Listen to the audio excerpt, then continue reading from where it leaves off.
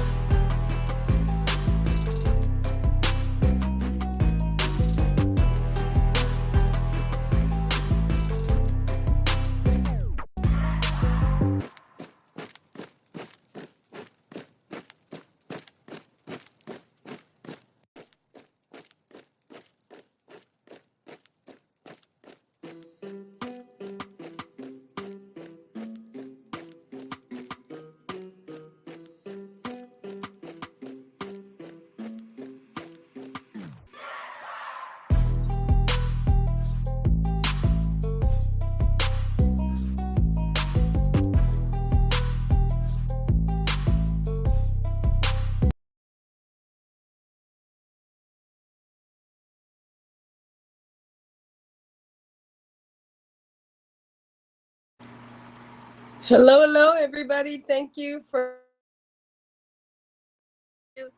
We missed you last night, but we had a good time. Yes, I We heard. had a good. Yeah, the crew. Let me tell you, we had a blast. Stephanie came on, telling him some of her stories. What a story! Well, I want to welcome Facebook, LinkedIn, YouTube, Twitter. Lori Smith, retired contracting officer, super professional in the United States Air Force, the world's greatest Air Force, but also in the Department of Veteran Affairs, veterans under the Community Care Network, contracting officer and director of making sure that when veterans couldn't get to able to get care in the community. Thank you for joining us, Lori. And like I was saying, we missed you, but I did want.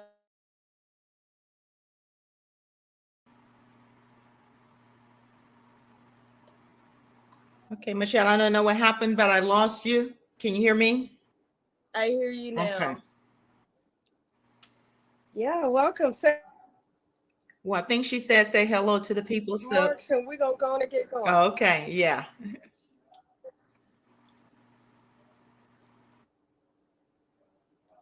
Am I delayed? Yes, you're breaking up or delayed, whichever. It's like you're going in and out. So,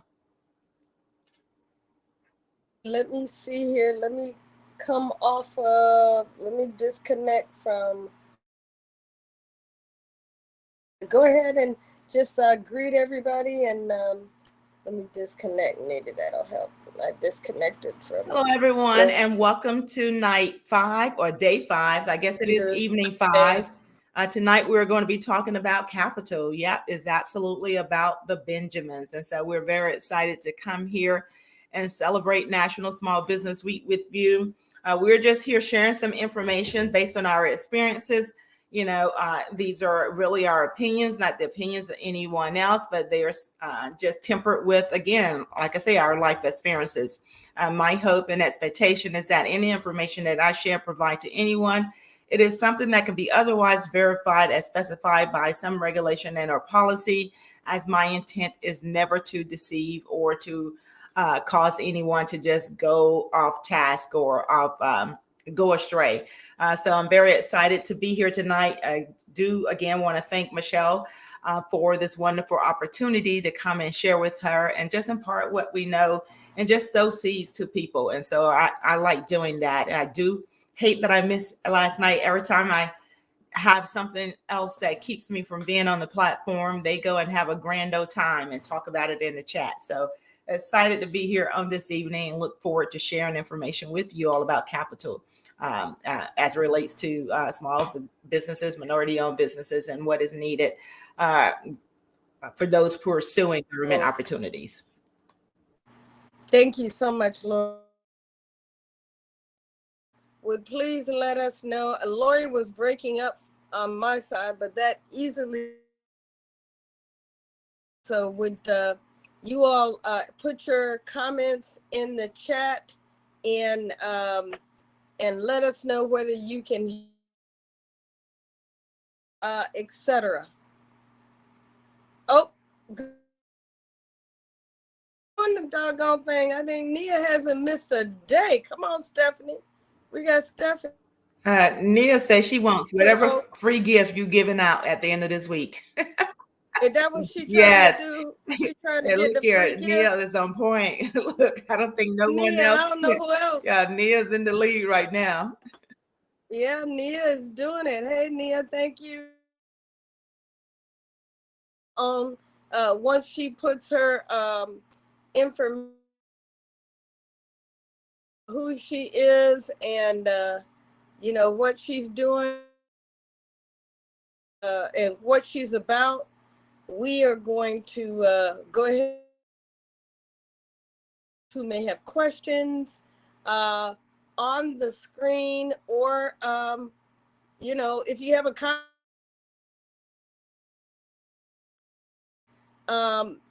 guess what? National Small Business Week, which is why we are doing, and YouTube again. Thanks again for joining. Hey, Stephanie's coming on in. Hey, Stephanie, good to see you, lady. Hello.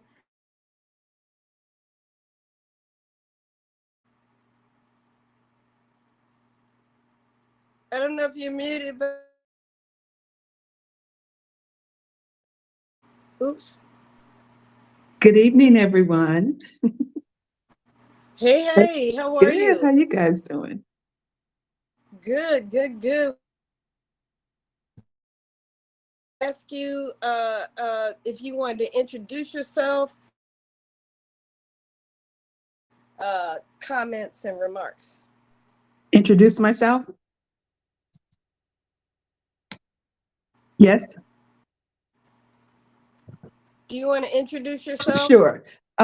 My name is Stephanie Johnson, and I am the founder and CEO of Simmons Johnson Consulting. We are one of the very few African-American, woman-owned CPA firms in the state of Texas. Our specialty includes compliance, auditing, and disaster recovery. And I'm always so glad to be on here to participate in both speaking and learning. So thank you for having me. Thank you so much. You were coming a little garbled for me. Hey, Latasha, thank you for. Would you all let me know if you can hear? Let me tell you how serious our listeners and our community is. Did you read the chat? Lori got her daughter in the passenger seat typing for her. Oh, I see that. Funny. But Stephanie came through clear for me, and it's you and I that appear to be chopping up. Stephanie, can you hear me okay, or am I breaking up like Michelle is breaking up to me? I hear you. You're breaking up a little bit on my end. And guess what? You sound perfect to me, but Michelle's breaking up. Yes. So yeah, that's Michelle is breaking up. Yeah. So okay, let me start. Let me go on and do these admin remarks so I can let these superstar sisters. Welcome, Latasha. Go ahead and put your. But put your information, your business location, what you're capable. This space is an amazing space. It fills the need. In audio community, all about equity and government contracting. How to do business with government contracting and building a safe space. Who are business owners that want to understand government what we call the 4 Cs. They can collaborate, coach, and they can also connect. On this platform, as well as who are in the solution is somewhere right here, and if it's not right to you, I do want to tell you how we got started. In 20, it's a LinkedIn audio feature in beta, and beta test that that system. I've been on Clubhouse, which is another audio. Had the pleasure of being in one of the largest I think they have more than 10,000 followers over there. Hearing every other word. Thank you, Latasha, for letting me know. Let me see what I can do about this. I don't know why I kicked her out. How is that now? Let me see. Where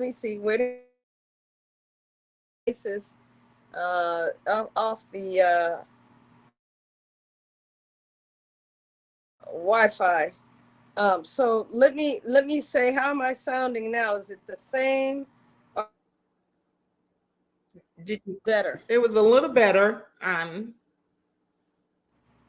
Not as Oh, we got it. Hold up.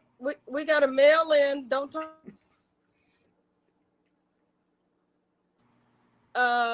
Sean, I don't know why he's coming in as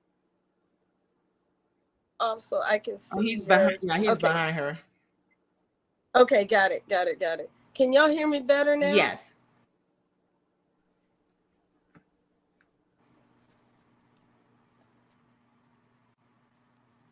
Can y'all? Is it still bad? No, it sounds good now. Yeah, it sounds better. Okay, good. All right. Well, I'm gonna go on. I'm steady turning off devices. Got on Wi-Fi. I'm turning it all off. Hey, Coach. Welcome. Good to see you. Men, veterans, and a few good men. We're glad to have you.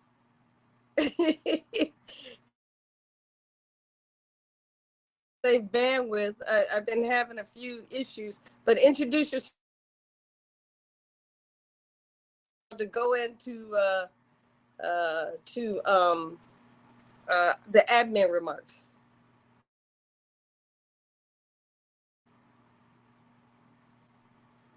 We can't hear you, Coach. See you. You may have to just put your picture up as opposed to being live on camera. Yeah, you may have to go off camera.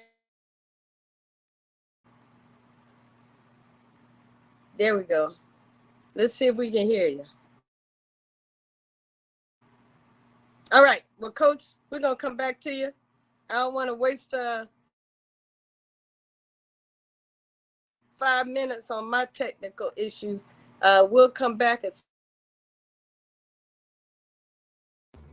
This is better now. Is that better now? much better. Go ahead. Fantastic. Sorry, I had to make sure that my microphone was actually on. I've got 2 audio devices in here. So you want me to keep the camera off? I don't hear Coach. Do y'all hear Coach? Yes, I hear him. This is Stephanie. Okay, go ahead. Okay, fantastic. Yeah, I hear you too. Okay, great. So Coach John Austin is my name. I am CEO and managing partner of Austin Business Strategies and Austin Enterprises, here located in Houston, Texas. We are a business development firm. We are the Bank Ready brand is what you'll hear me mentioning a lot. We're a business accelerator where we help businesses from A to Z get in position for funding, get funding. We just had a client today get funding from Lift Fund and People Fund, 350,000. So it's really exciting for that client to go through their process and get that award letter through the SBA, get that funding together. So it's pretty cool. So today I'd like to speak and pour in as much as I can. Love Michelle Gardner-Ince's just heart in being with this for as long as we have. Lori and Stephanie. So I'm here as a servant, honestly. Yes, I serve as CEO, mentoring, consulting capacity, but tonight just want to be a servant and pouring how I can. So appreciate the honor of being here, and let's get to it. Thank you so much.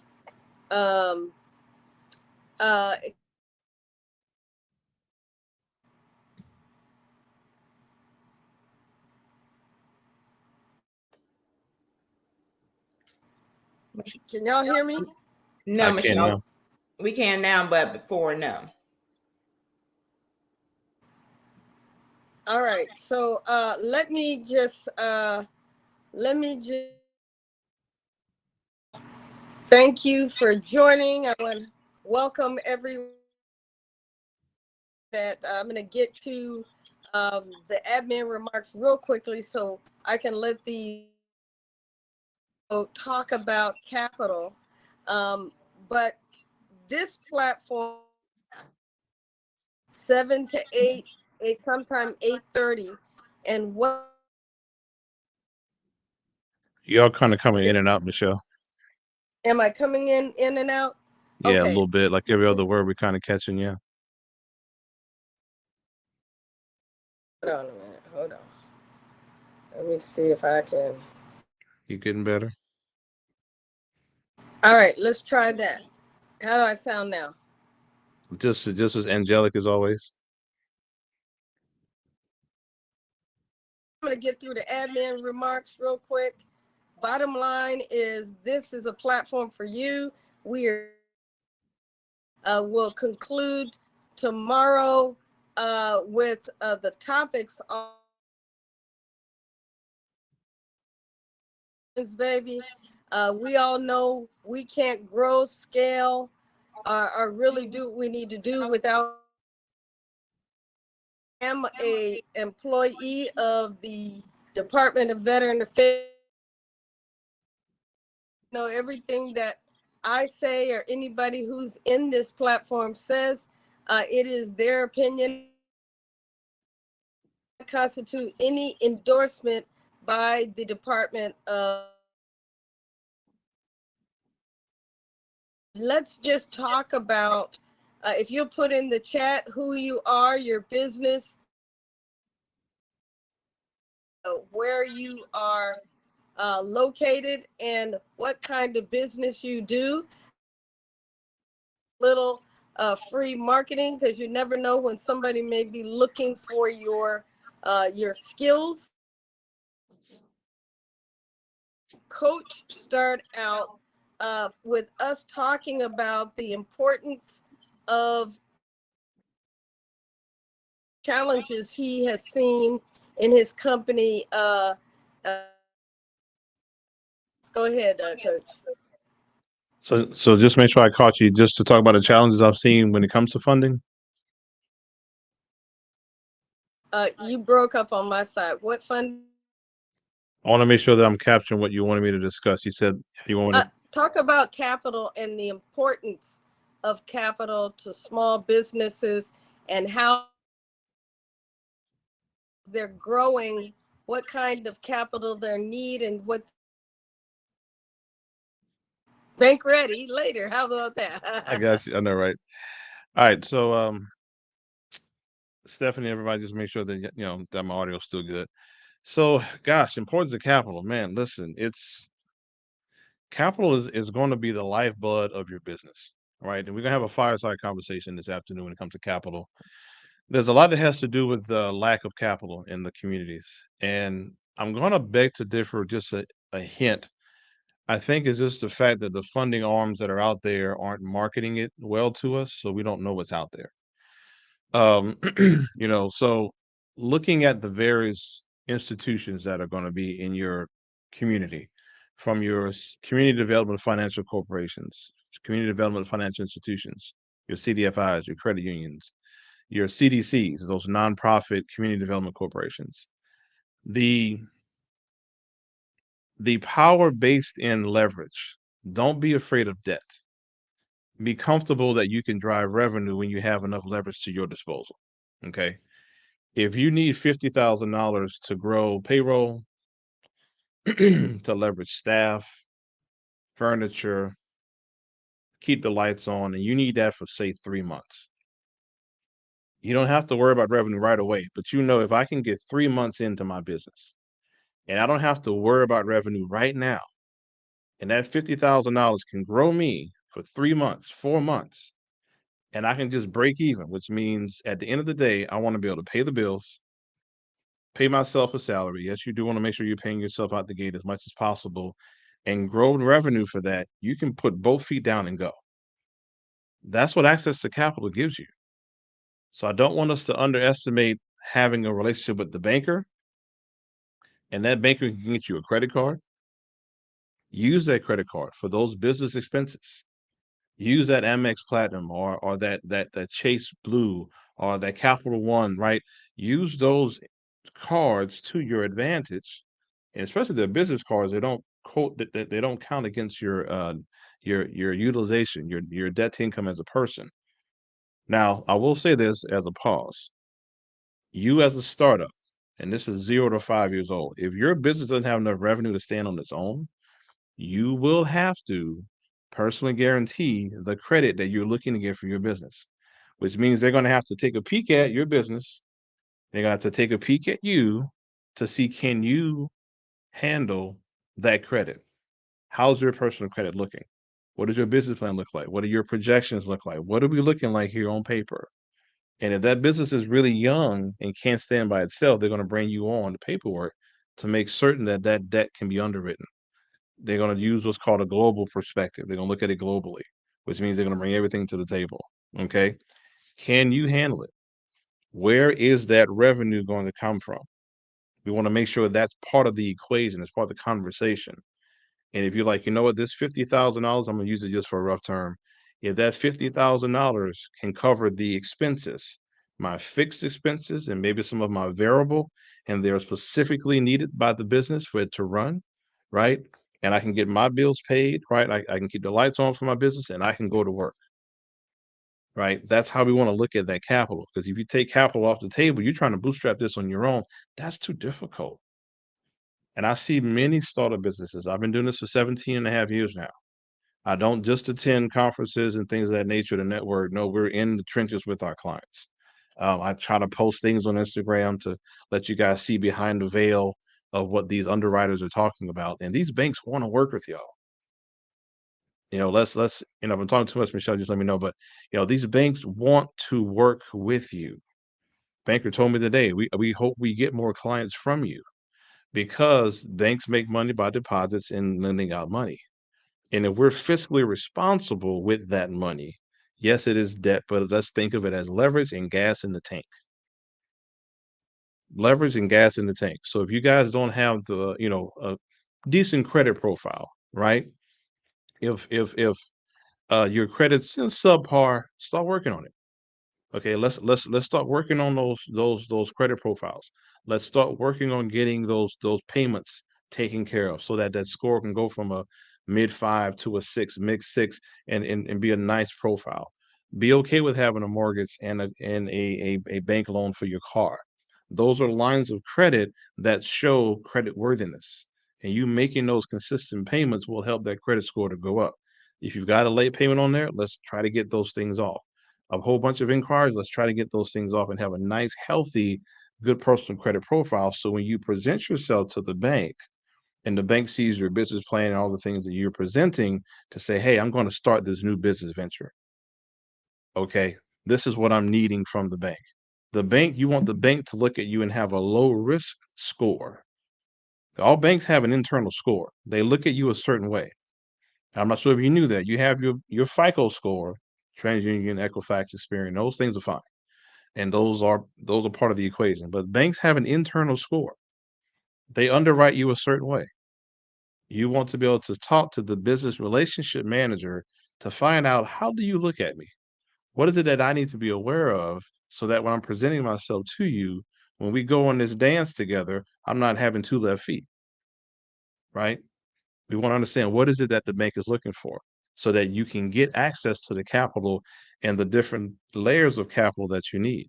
Well, Coach, what do you mean by layers? Well, you want the credit card, you want the line of credit, and you want to have access to the business loans that are available. You want those different tiers of credit, those different types of loans and leverage, so you can introduce that to your business. The credit card can be used for gas and expenditures of that nature. Make sure y'all are using it between the hours of 9 to 5 or 8 to 6, something of that nature, Monday through Friday. Don't go using your business credit card on a Saturday at 2 o'clock when it's really personal. We don't want to be commingling those funds, right? But that access to capital, man, it's the lifeblood of your business. And when you're ready to, let's just say, acquire a business or expand your business, getting to know the folks at the Small Business Administration and SCORE will help you tremendously with that, because they have loan products specifically for if you want to acquire a business on to increase your capacity to potentially go and do maybe government contracting.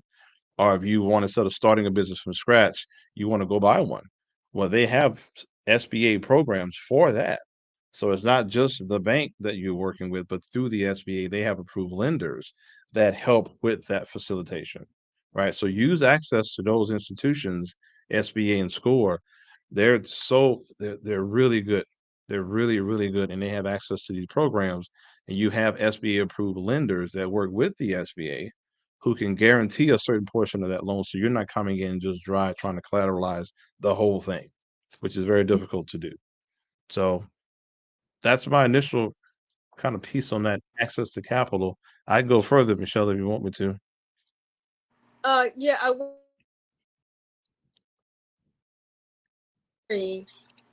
wanted to jump in. I know Steph, I don't know if you have wanted to kind of ask them to give their perspective. Michelle, did you ask me for my perspective? Yes. Okay. Hey, Coach, can you go off video? Let me see if I can. Okay. Can you hear me? Yes, I'm talking to you, Steph. If you could give your perspective, have you taken out any loans? Yes. As it's so interesting. This past Tuesday, I was at a conference here in Houston, and my SBA district director gave me a 5-minute notice that I was going to be on a panel at the Challenge Her conference. And the topic of the panel session that I had 5 minutes to prepare to walk on the stage was access to capital. And I shared my story with about 250, maybe 300 women on my story of working with one of SBA's lenders here in Houston. And one of the things that I shared with the ladies and everyone in the room was once you get a loan, so I'm just going to take off from where Coach left off. So Coach is going to get you the loan, right? He has the tools, he has the process, he has the know-how to get you the loan. He's the bridge between you and the lender, and that's who he is, the bridge between the borrower and the lender. Once you get that money, here's one thing I want you to remember. And I'm speaking from experience. When I got my loan from the SBA lender, I immediately went to that same lender and opened up a bank account. I deposited that money in that bank's in that account, my business account. But not only did I open up an account, but I also set up automatic withdrawals to pay the loan. And I tell you this because here's one thing that I do. I respect money. Money doesn't control me, but I respect money.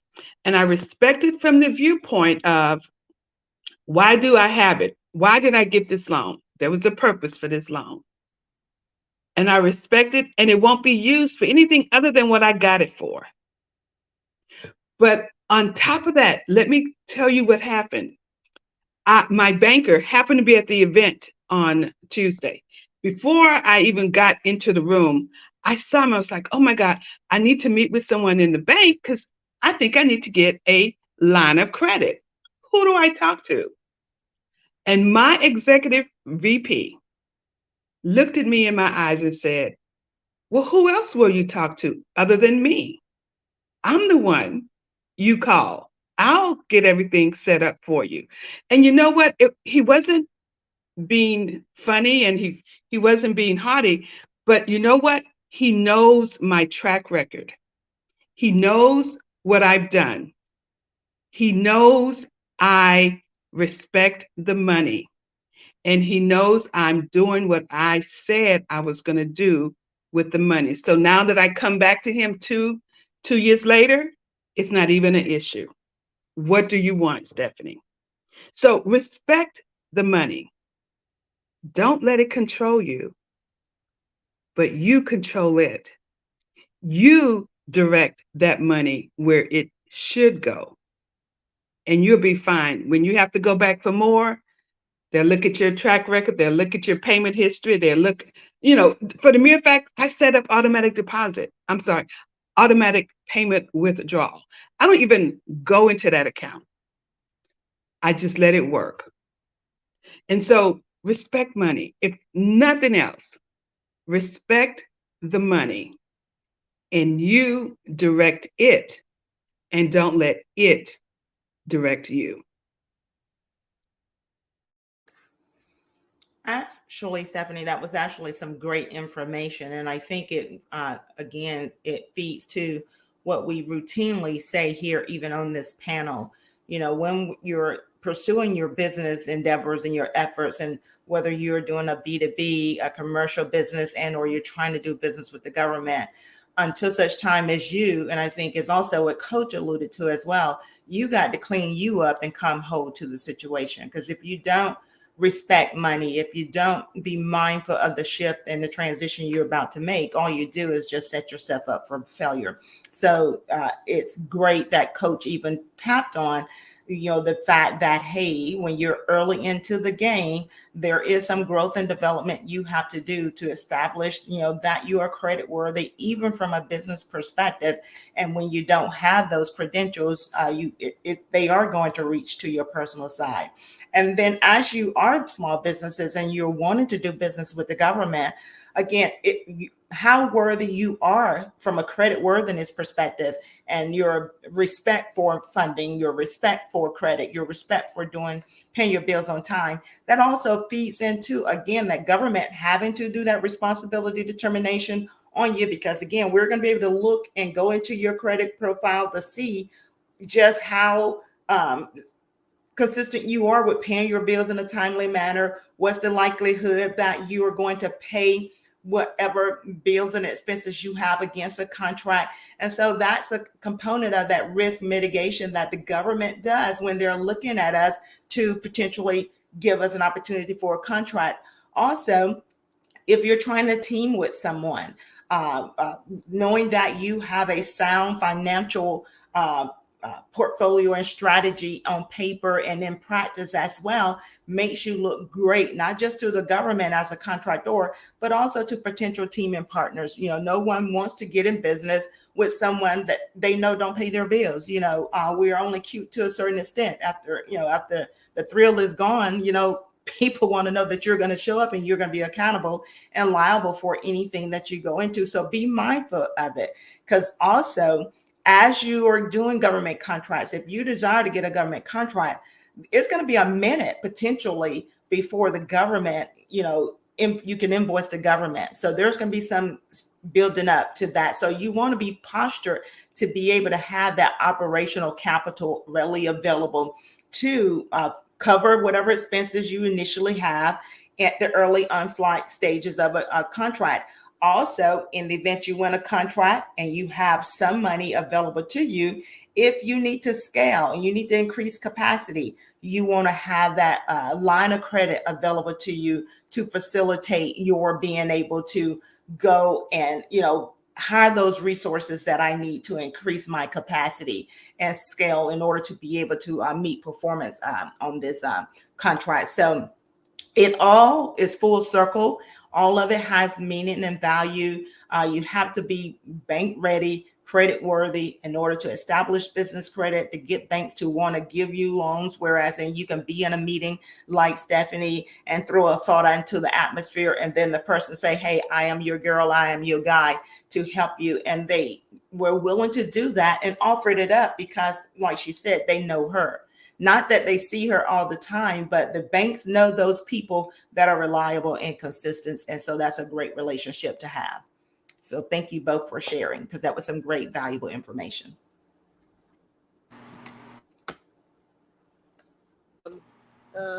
when it comes to funding. You broke up, Michelle, when it comes to funding of contracts, or what were you? Yes, factoring. What about factoring? I put my question on the screen. Factoring. Factoring what the whether or not they have enough funding available to facilitate starting of a contract, and or when you are pursuing a particular government contract and you go and ask the government what kind of funding and financing that they readily have available, because there are some occurrences as well where the government may finance a requirement or contract as well also. So what you want to do is, based on the type of product or services or whatever they're asking for, what is the industry standard? And in some occurrences as small businesses, especially when they're trying to leverage, really right now, I just saw something where, they're really getting and beating up all the government for not meeting these woman-owned small business goals. So the government collectively has got to get creative when you're trying to add new women businesses, not only to the midst as new to government, but just to bring in more women into the pool. So what are some of the things that they will do to facilitate that? And contract financing may be something that even the government may factor in for consideration and requirement. And then also be mindful that just like, Coach and Stephanie talked about the banks giving business credit for business operational expenses, there are also some of those entities that will actually do a loan. If you win a contract, you could potentially use that as collateral because there are some entities and agencies and banking institutions that do that as well. But, what you want to have is an established relationship, because all banks don't do it. So you want to know who and whether or not the bank that you've been banking with for years, go in there, create that relationship to see, is that a product or that they are inclined to support as well. So hopefully that's what you was communicating in a meeting when you talk about factoring, Michelle, but there are various things that we factor into that process. I want to add one piece on top of that, Michelle, if I can. Thank all of the folks who are new and just joining for Kathy.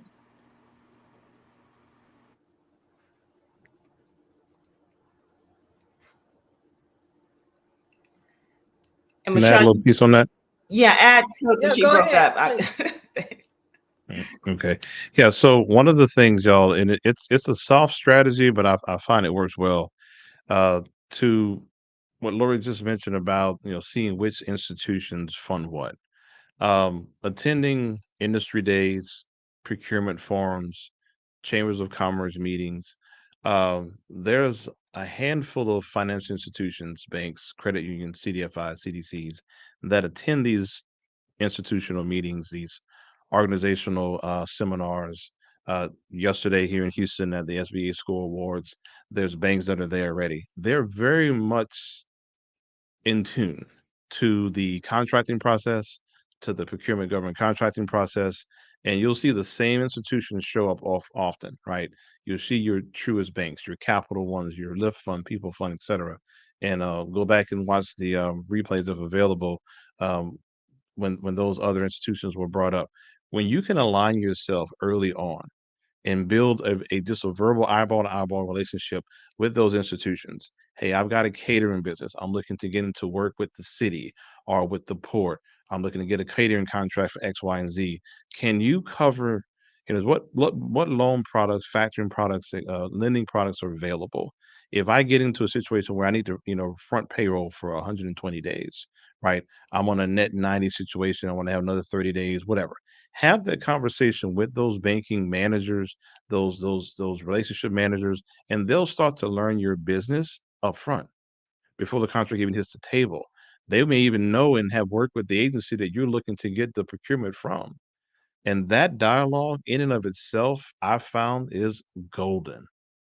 Net 90 means that you get paid within 30 days, you get paid within 60 days or 90 days. So what I tell clients out the gate, just a rule of thumb, you can get paid in 15 days. But if you can have in your accounting, right, get with your CPA, your accountant, and say, you know what, let's make sure we got 120 days. 90 days minimum of payroll, expenditures, et cetera, so that we can keep the lights on and do business and give that time for that contract to pay us and reimburse us so that now we can cover all of our costs and now we have a net profit that we can projectively say is going to be X percentage, right? But get in with those folks ahead of time and start working those relationships now to where you want to have at least 3 good banking relationships at your disposal. Because one bank may be for one thing, another bank would be something different. So each bank can serve a different purpose in your financial wherewithal for the execution of your business and that potential contract that you have. So I've seen that happen a lot. Now, I wish I'd have mentioned this a long time ago, but today's a good place for it. So definitely make sure you're building those real time relationships right now with anybody that's out there. And those banks, it's it's interesting with the banks, and I don't go too long, but they know each other. They know each other. Case in point, one of the business relationship managers at Capital One. I brought my client to Capital One. Pretty sure Capital One couldn't take care of him, but Capital One, that manager knows so many others. And it's like, you know what? Let me take you to the lead person. Let her learn your business, see what's going on, and say, you know what? We can't, but I'm gonna let you go over here, here, and there, because I know they're going to take care of you. Because business relationship managers are in the business of relationships, and they may not be able to make the money for you, but they'll make sure that they get you to the right place, and they all work together. So keep that in mind. Thank you, Michelle, for allowing me to make that point.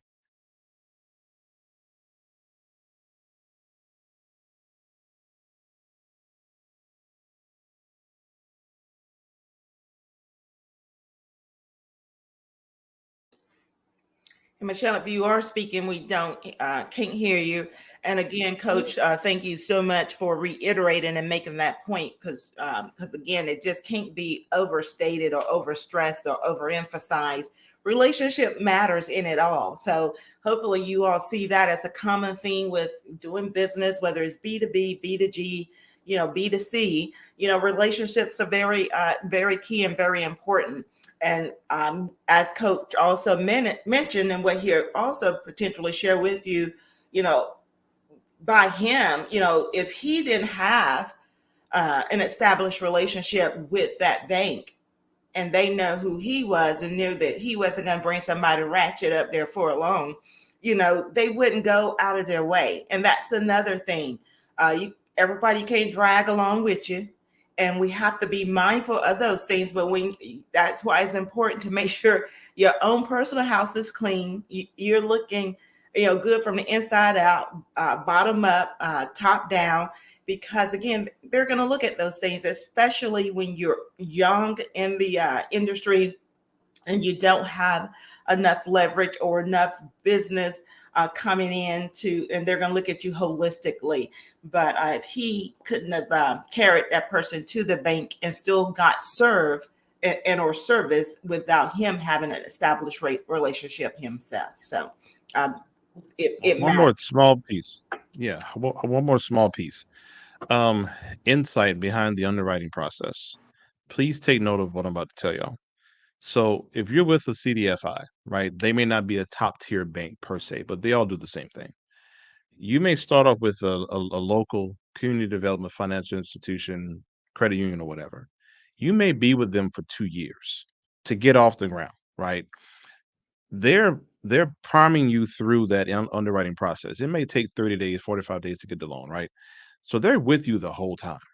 They get to know you. They know your family, what's going on with you, your business. They know you, and they're going to be with you for a certain period of time.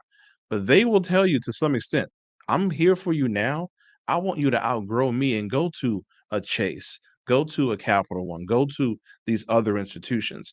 Guess who they're talking to while you're going through your business and watching you the next year and a half to 2 years? They're talking to their other banking partners about you. They made their payments. This is how we help them. They're growing and expanding. They went from 2 million to 3 million or whatever. So that banking relationship doesn't just end with the underwriting and depositing of the check. It's a long-term relationship. And when you grow in revenue, they'll give you advice to do what? Go elsewhere. You make and stay with them and take their products on to someone else. And now that banker has full knowledge of you via the relationship you established from day one through the underwriting process and full funding out the gate. So no, we don't bring anybody to the table. And obviously Bank Ready gets you ready for that so you can walk in and be successful. But don't underestimate the relationship is like a marriage. You want to stick in there, be dedicated to the process, respect the process, and go through it and know that every month you make those payments, every day you do what you're supposed to do with those financial institutions, that is a check mark to your character in the business marketplace. Now, guess who else knows these banking institutions? The other prime contractors, especially the big boys who have accounts with these lenders. And I said they attend these events together. And the more you attend them and you see who's there, they all know each other and they vouch for each other and their clients because they want to see you win. And if you win an award or you get nominated for something, they're all there seeing you win.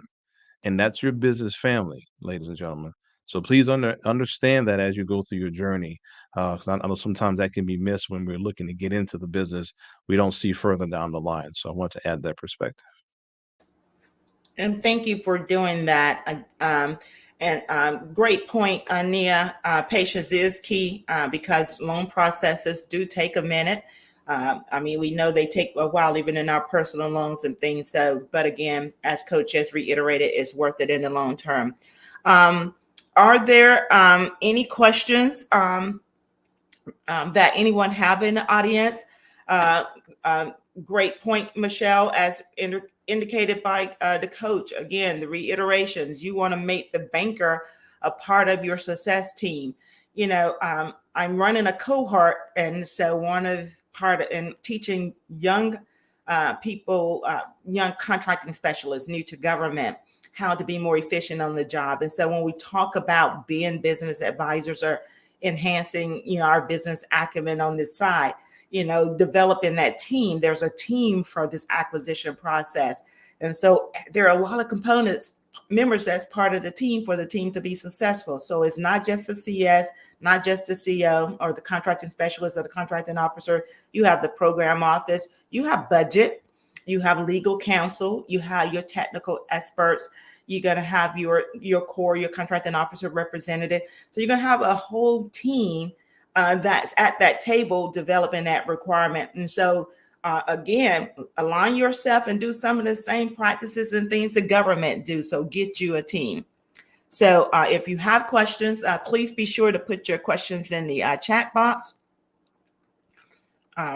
But tonight has been absolutely wonderful. We want to thank Coach and Stephanie for joining us and sharing the insight because it does make a difference. And it's always good to hear from people who have been successful at and in pursuit of the effort.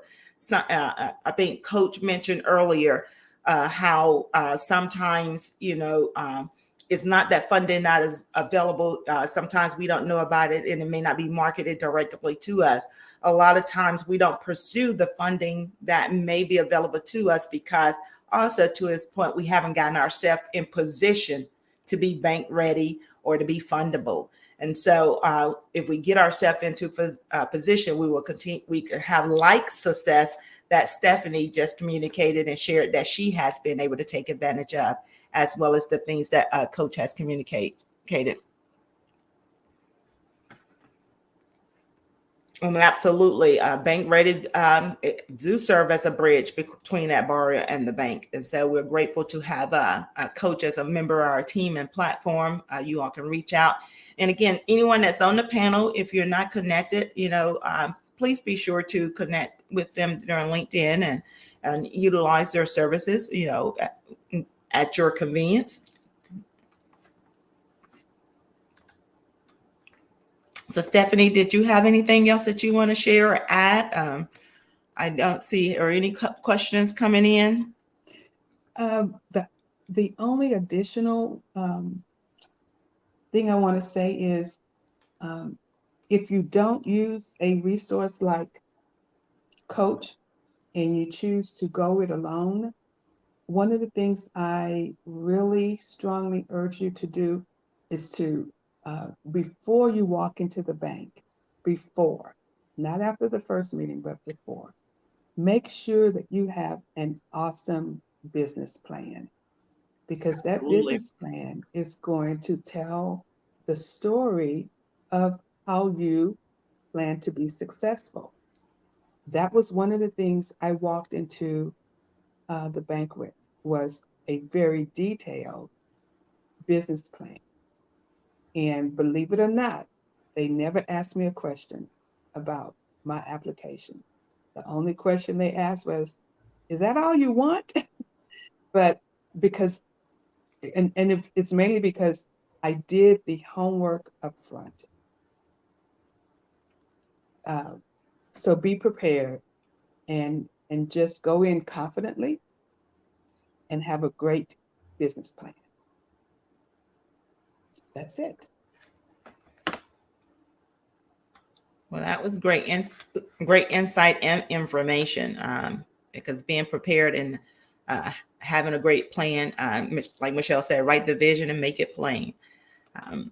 Because when that plan is believable and again, as a representation of you, and they see that you've done that work and that due diligence, they can get behind that. Coach, did you have any other parting words that you would like to share with the Yeah, just on that business plan part, the reason why I feel, without even seeing Stephanie's business plan, and it's important because every bank will ask for it. Many of our clients, even when you're looking for in a lease space, right, for your office lease, sometimes they'll ask you for a business plan. It's asked for a lot, even your deck, even. It's a representation that you put in the homework. But you have to understand the people on the other side are looking to see how risky of an investment is this new business that I don't know that's coming to my desk either for a loan or to start a business relationship. And if you have a well thought out, well written out, fully examined SWOT and different things that's in the business plan, it shows that you put pride into your work.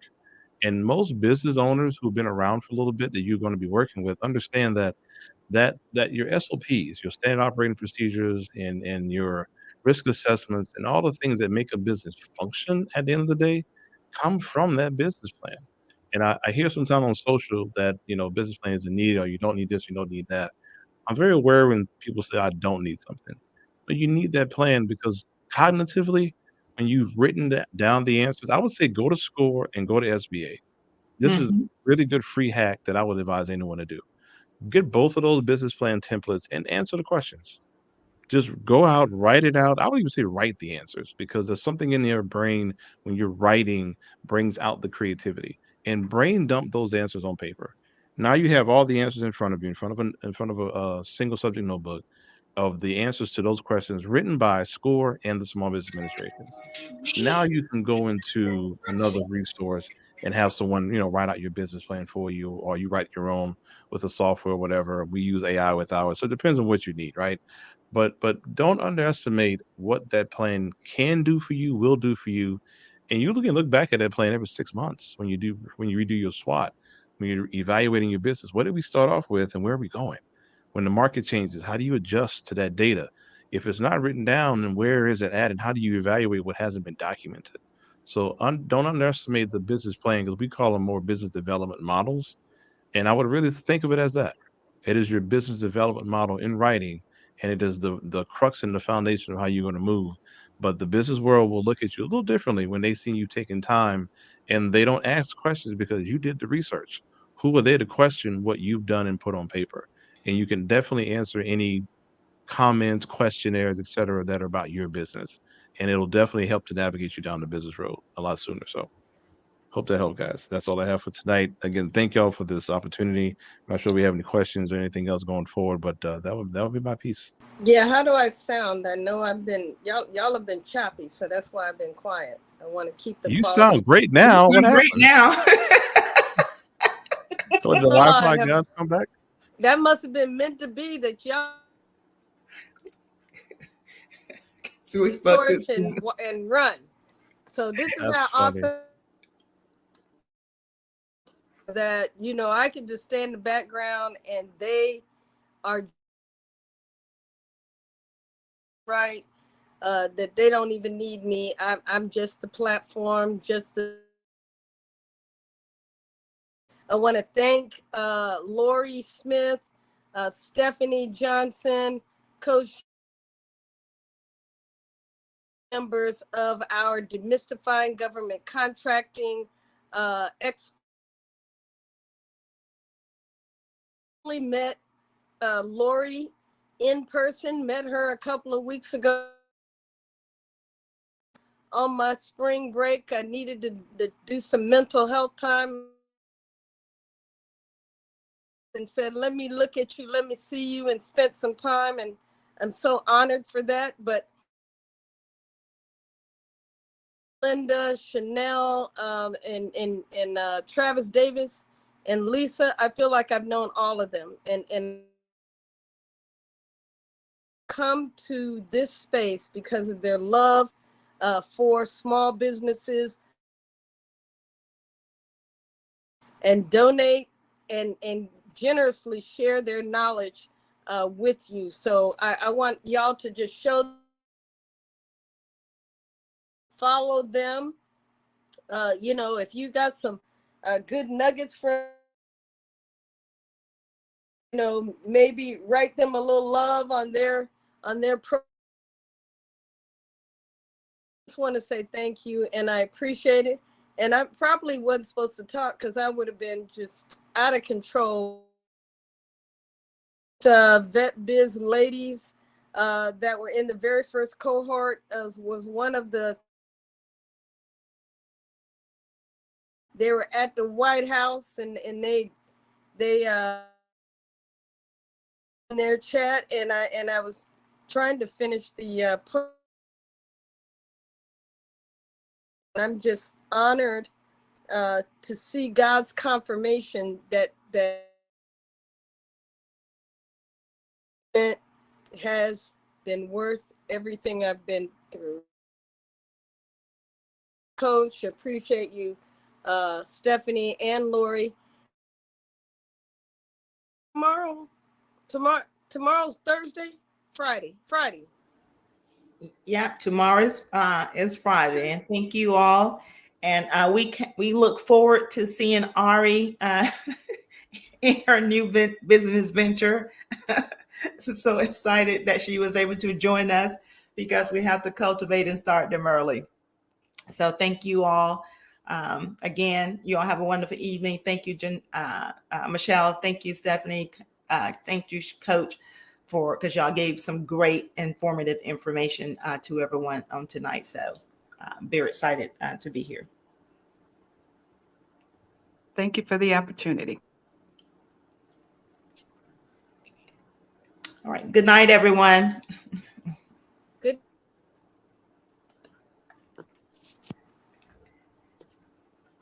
Good night.